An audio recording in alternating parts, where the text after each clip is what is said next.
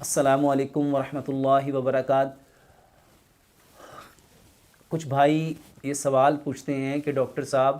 ہم سے تو سحری کے وقت زیادہ کھایا نہیں جاتا، اور جب ہم سحری میں زیادہ کھا نہیں پاتے تو پھر سارا دن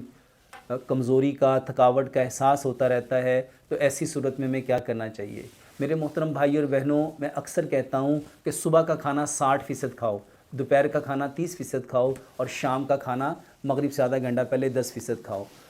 جب روزے کی حالت ہے تو روزے میں سحری 70% کرو، اور جو افطاری ہے وہ 30% کرو۔ میرے محترم بھائی اور بہنوں، اب جب ہم نے افطاری 70% کر لی تو صبح کیسے ہم سے کھایا جائے گا؟ اگر ہم افطاری میں چٹپٹی چیزیں کھائیں، تیل والی چیزیں کھائیں، یا رات کا کھانا اتنا ہیوی کر لیں جو رات کو ہضم ہی نہیں ہوتا، کیونکہ میرے محترم بھائی اور بہنوں، جو رات ہے وہ اللہ تعالیٰ نے آرام کے لیے بنائی ہے۔ افطاری میں اگر ہم 30% کھانا کھاتے ہیں،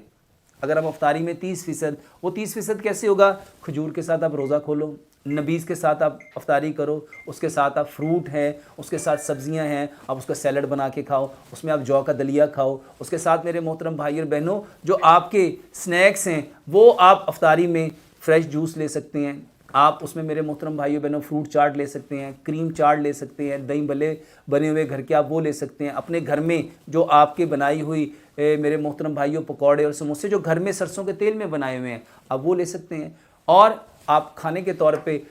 میرے محترم بھائی اور بہنوں، افطاری میں اگر آپ اوائڈ کریں تو صبح کے وقت اچھی خاصی بھوک بھی لگے گی، اور صبح کا جو کھانا ہے وہ جب آپ 70% کھائیں گے تو آپ کو نہ تھکاوٹ کا احساس ہوگا نہ کمزوری کا احساس ہوگا۔ تو اس لیے ہمیں سحری